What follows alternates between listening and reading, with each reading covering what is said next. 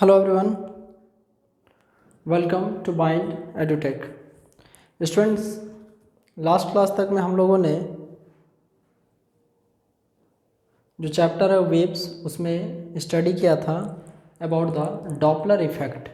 Doppler effect actually में क्या है, इसमें जो तीन चीज़ सबसे ज़्यादा ज़रूरी होता है, एक आपको मीडियम एंड एक सोर्स और एक होता है ऑब्जर्वर।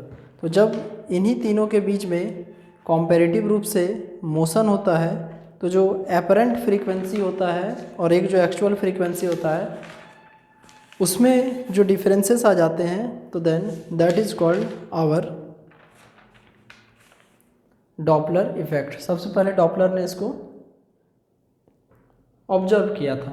अब इसके बाद जो नेक्स्ट हमारा टॉपिक होगा that is progressive wave. Topic का नाम है progressive wave.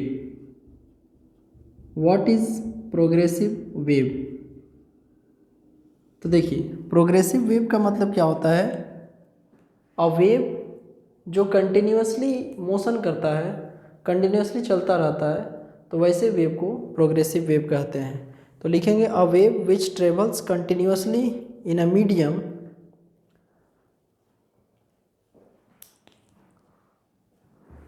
a wave which travels continuously which travels continuously in a medium which travels continuously in a medium in the same direction without any change in its amplitude, without any change in its amplitude is called progressive wave. What is progressive wave? तो देखिए, progressive wave क्या है। Simply जो progressive wave होता है वो होता है कि जैसे कोई भी वेव जब किसी एक पार्टिकुलर डायरेक्शन में ट्रैवल करता है या एक पॉइंट से दूसरे पॉइंट तक जाता है तो वैसे वेव को प्रोग्रेसिव वेव सिंपली हम लोग कह सकते हैं। अदरवाइज इसका एक और डेफिनेशन है कि a wave which travels continuously in a medium in the same direction without any change in its amplitude is called progressive wave। एक ऐसा वेव जो किसी पार्टिकुलर डायरेक्शन में ट्रैवल करता है सेम डायरेक्शन में, और एक अंडरलाइनिंग वाला फैक्ट है कि without any change in its amplitude which is the maximum displacement from the main position, उसमें कोई भी बदलाव नहीं आना चाहिए। तो इस तरह का जो वेव होता है that is called progressive wave. अब हम लोग प्रोग्रेसिव वेव के बारे थोड़ा सा और डिटेल में इसका ज़रा फिगर बनाते हैं कि दैट प्रोग्रेसिव वेव होता क्या है, ये दिखता कैसे है। देखिए,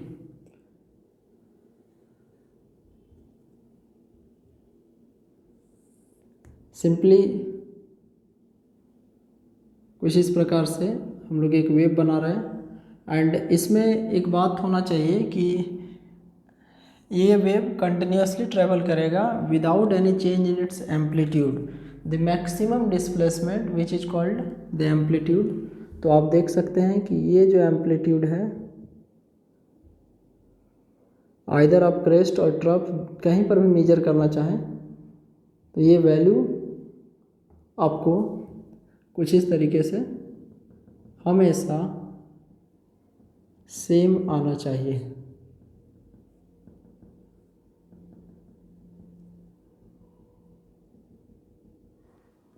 तो आइदर क्रेस्ट और ट्रफ में देखिए वैल्यू सेम आना चाहिए। अब जो आपका प्रोग्रेसिव वेव है उसके यदि कैरेक्टर या नेचर की बात करें तो वो आपको लॉन्गिट्यूडनल और ट्रांसवर्स दोनों में से कोई भी हो सकता है। मतलब अ प्रोग्रेसिव वेव में बी लॉन्गिट्यूडनल और ट्रांसवर्स इन नेचर। इसमें लिखेंगे a progressive wave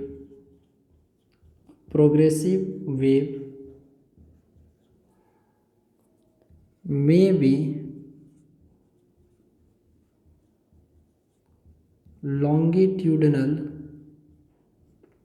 or transverse in nature। हम लोग पहले भी पढ़ चुके हैं कि आखिर लॉन्गिट्यूडनल क्या होता है, ट्रांसवर्स क्या होता है। तो एक प्रोग्रेसिव वेव आपको लॉन्गिट्यूडनल भी हो सकता है और ट्रांसवर्स भी हो सकता है। अब जो प्लेन प्रोग्रेसिव वेव होता है उसका एक इक्वेशन क्या होगा, तो किसी प्लेन प्रोग्रेसिव वेव का एक जनरल इक्वेशन हम लोग लिखेंगे that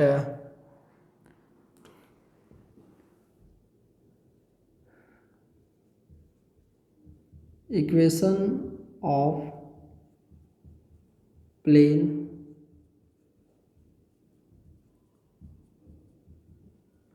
progressive wave. Equation of plane progressive wave, ये इक्वेशन हो जाएगा आपको y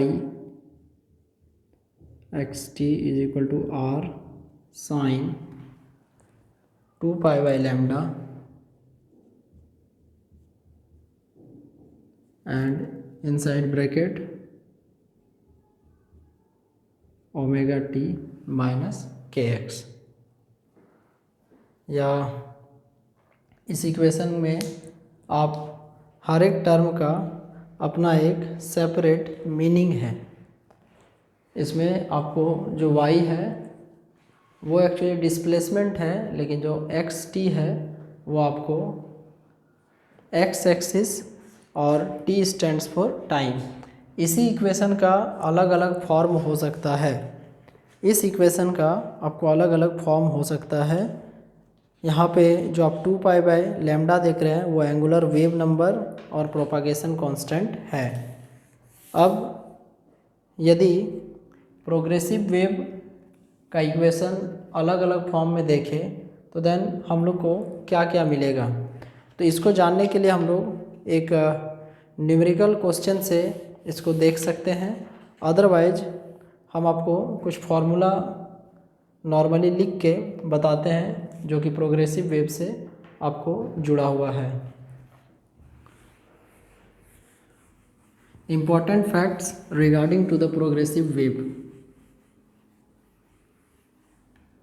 कुछ इम्पॉर्टेंट फार्मूला देखिए।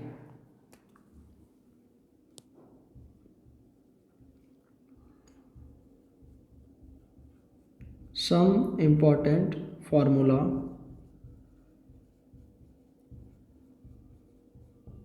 related to progressive wave। Progressive wave से जुड़ा हुआ कुछ इम्पोर्टेंट फार्मूला। सबसे पहले स्टार्ट करेंगे कि यदि कोई प्रोग्रेसिव वेव एक्स एक्सिस में या एक्स डायरेक्शन में, अब एक्स एक्सिस में भी ऑप्शन आता है आइदर पॉजिटिव और नेगेटिव, तो यदि कोई progressive wave positive x direction में मोशन कर रहा है तो उस कंडीशन में उस समय में इसका इक्वेशन क्या होगा, तो लिखेंगे equation of progressive wave, equation of progressive wave when moving along positive x direction, positive x axis. यदि कोई वेव पॉजिटिव x एक्सिस में जाता है तो उस समय उसका इक्वेशन क्या क्या हो सकता है। तो सबसे पहले हम लोग जो अभी इक्वेशन लिखेंगे वो एक्चुअली डिस्प्लेसमेंट का इक्वेशन लिखेंगे। तो ये हो जाएगा y is equal to a. Y का मतलब क्या, डिस्प्लेसमेंट, और a amplitude, a sine omega t minus k x. अब ये यहाँ पे ओमेगा जो है वो आपको एंगुलर ओमेगा टी है, वो जो प्रोडक्ट के रूप में लीजिएगा तो एक अलग वैल्यू देगा, और सिर्फ ओमेगा देखिएगा तो ओमेगा एंगुलर वेलोसिटी बताएगा, T stands for time, x ये एक्सिस को बता रहा है, एंड के ये है आपका प्रोपागेशन कांस्टेंट, के प्रोपागेशन कांस्टेंट है, और के का वैल्यू 2π/λ होता है। इसी चीज़ को यदि हम लोग अलग फॉर्मेट में लिखें तो यहाँ पर सेम चीज़ हो जाएगा, y बराबर लिख सकते हैं a साइन, इसके बाद यहाँ पे 2π/t minus t/t minus x/λ। ये आया आपको, देखिए y बराबर a साइन, एक्चुअली ओमेगा का वैल्यू होता है 2π/t एंड k का वैल्यू होता है 2π/λ। तो 2π कांस्टेंट बाहर, t/t माइनस x/λ। यहाँ पे जो आपको लैम्डा है वो वेव लेंथ है, x जो है वो डिस्टेंस है, ओरिजिन से डिस्टेंस है, x एक्सिस में जितना आगे जाएगा उसका। इसी फॉर्मूला का एक another form, that is y बराबर a sine 2π/λ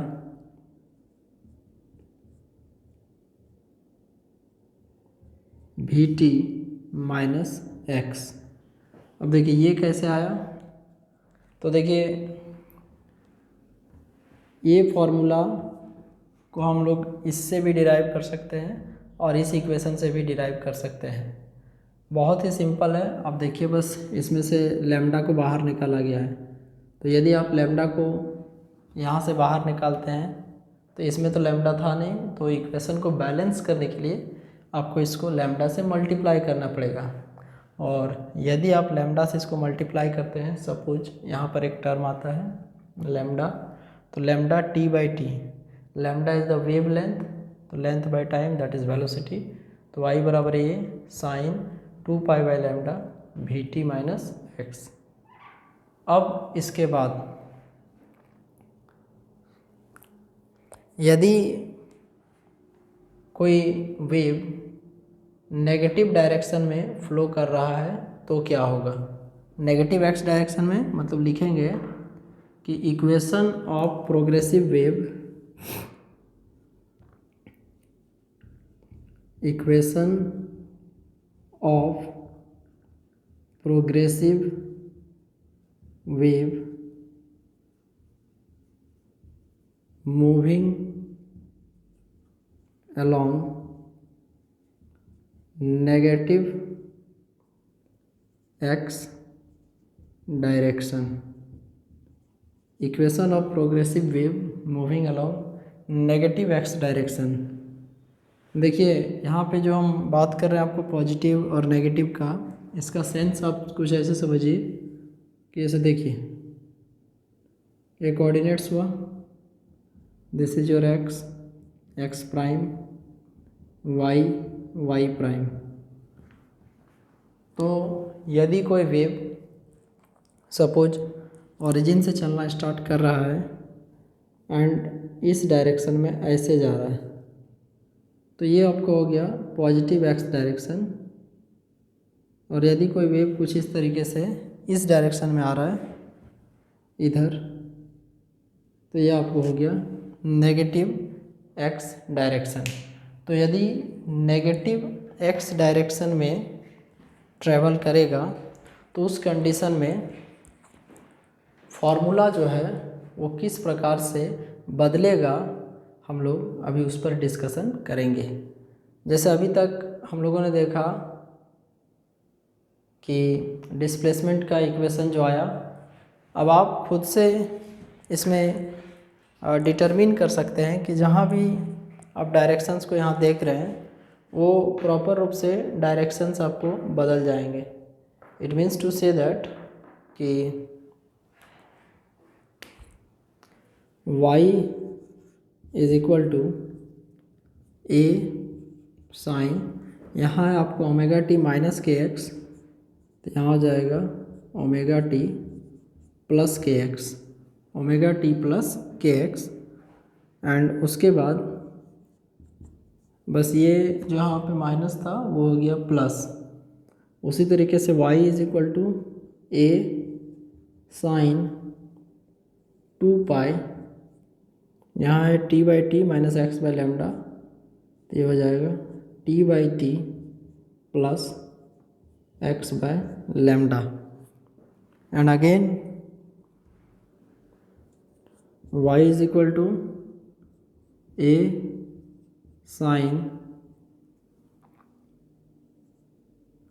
2 pi by lambda भी टी प्लस एक्स। तो कुछ इस प्रकार से ये इक्वेशंस बदलेंगे।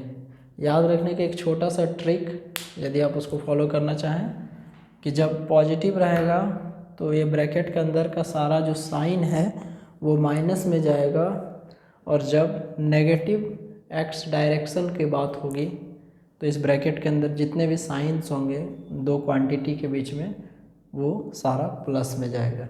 ये बस आपको मेमोराइज करने के लिए है, याद करने के लिए है। अब हम लोग बात करेंगे फेज का। फेज का मतलब होता है जैसे एंगल, कि आफ्टर सम टाइम कहाँ पर वो फेज को शो करेगा।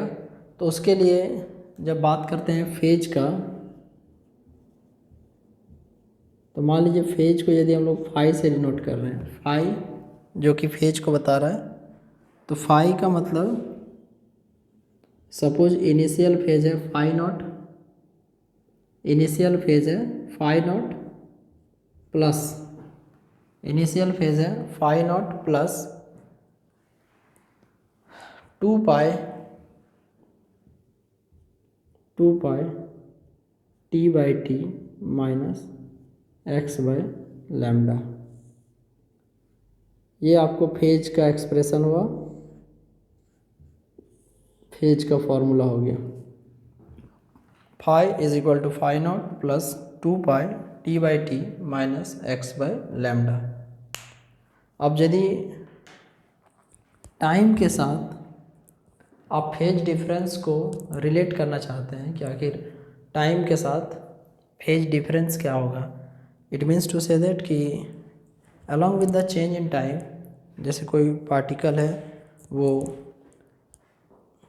यदि सिंपल हार्मोनिक मोशन में है, अदरवाइज यदि वो ट्रैवल ही कर रहा है, तो उसके फेज में क्या बदलाव आएगा। तो यदि टाइम के साथ आप उसके फेज को रिलेट करना चाहें तो किस तरीके से होगा।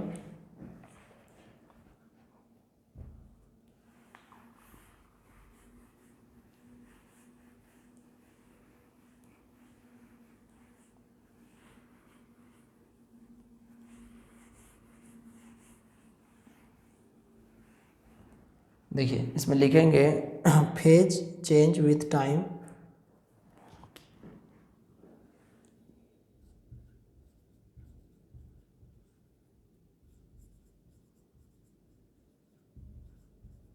फेज चेंज विथ टाइम, समय के साथ फेज में क्या बदलाव आएगा। तो फेज चेंज विथ टाइम, तो इसके लिए आपका फॉर्मूला हो जाएगा delta phi is equal to, delta phi is equal to 2 pi by t into delta t. अब देखिए इसमें जो डेल्टा फाई है ये चेंज को बताता है, चेंज इन एंगल और change in phase.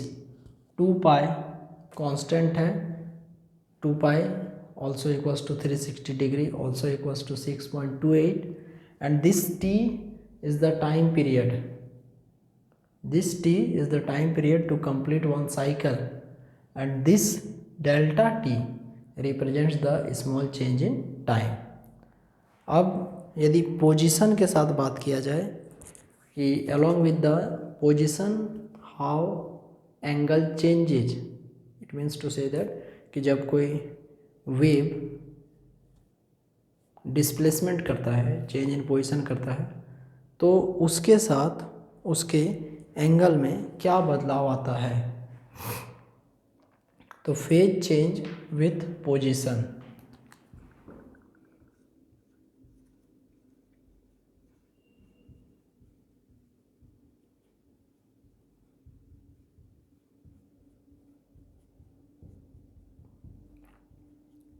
Phase change with position delta phi is equal to minus 2 pi by lambda into delta x, 2 pi by lambda into delta x.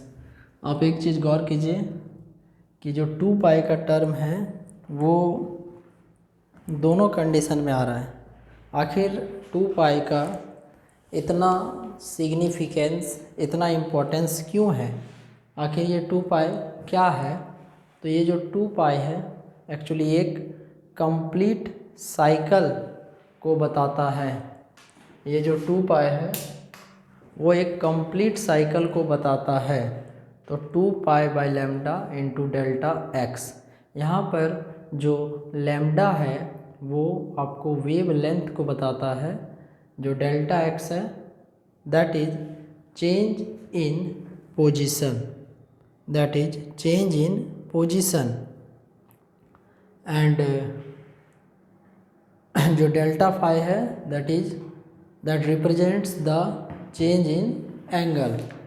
अब इसके बाद यदि हम लोग बात करना चाहें इंस्टेंटेनियस वेलोसिटी का बात इसलिए करना चाह रहे हैं क्योंकि हम लोग के पास जब डिस्प्लेसमेंट आ चुका है तो then we can easily relate this with the velocity, and velocity यदि आपको निकल जाएगा तो then you can also find out the acceleration.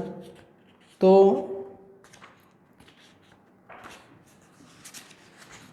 Velocity निकालने के लिए डिस्प्लेसमेंट को एक बार डिफरेंशिएट करना पड़ेगा। एक बार यदि आप उसको डिफरेंशिएट कर देते हैं तो देन ईजिली आपको वेलोसिटी मिल जाएगा, एंड उसके बाद आप वहाँ से वेलोसिटी को डिफरेंशिएट करके एक्सेलरेशन को भी फाइंड कर सकते हैं। आइए इस विषय पर हम लोग चर्चा करते हैं।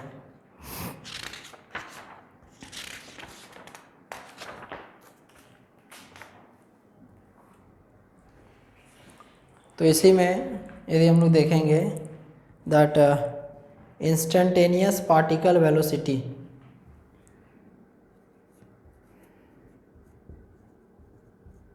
Instantaneous particle velocity, instantaneous particle velocity. और यदि वेलोसिटी है तो हम लोग इसको v से रिप्रेजेंट करेंगे, v बराबर dy बाई डी टी या dx बाई डी टी। यहाँ पे dy बाई डी टी इसलिए लिख रहे हैं बिकॉज y जो है वो डिस्प्लेसमेंट को रिप्रेजेंट कर रहा है। तो वेलोसिटी v बराबर dy बाई डी टी, और हम लोग जो y का वैल्यू है इससे पहले फाइंड कर चुके हैं, तो यहाँ पे ऐसे लिखेंगे d by d T. y के वजह से 3 इक्वेशन आए थे, तो y बराबर लिखेंगे a sine 2 pi t by t, 2 pi t by t minus x by lambda. ये आपको एक्सप्रेशन आया था। वेलोसिटी v बराबर dy बाई डी टी, तो d by d t into इतना। अब इसके बाद इसका यदि डिफ्रेंशिएशन किया जाएगा तो वेरी फर्स्ट इसमें से जो कांस्टेंट टर्म है, कांस्टेंट टर्म ये है, ए बाहर हो जाएगा। बट आपको जैसा कि पता है साइन एक्स का डिफ्रेंशिएशन होता है कॉस एक्स, लेकिन यदि साइन एक्स से पहले मतलब एक्स से पहले यदि कोई कोफिशिएंट लगा हुआ है साइन 5x, तो उसका डिफ्रेंशिएशन हो जाएगा कॉस 5x, और जो 5x है उसका अगेन डिफ्रेंशिएशन होकर 5 बाहर आ जाएगा, तो 5 cos 5x।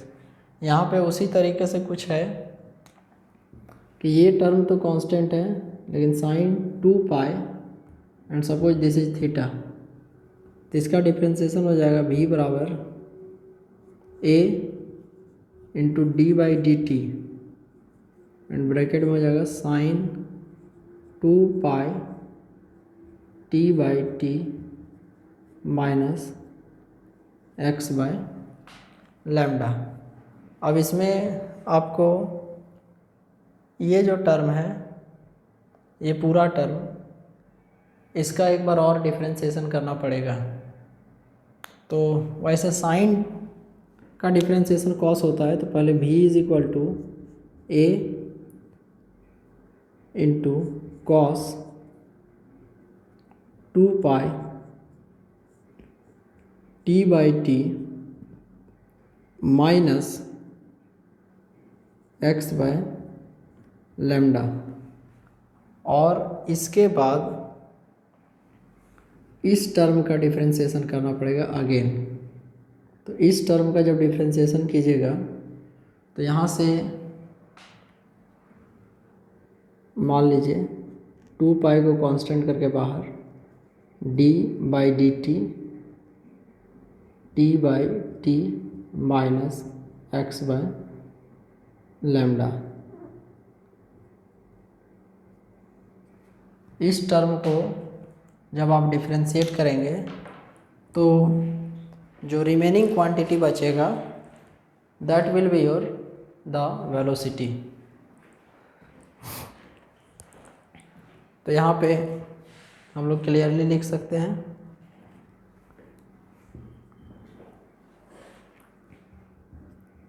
v is equal to a cos 2 pi t by t minus x by lambda into 2 pi t बाहर कर दीजिए, उसका हो जाएगा 1, इसका हो जाएगा 0। तो देन यहाँ से finally v is equal to 2 pi a by t cos 2 pi t by t minus x by lambda. ये आपको आ गया इंस्टेंटेनियस वेलोसिटी का एक्सप्रेशन। अब इसी में हम लोग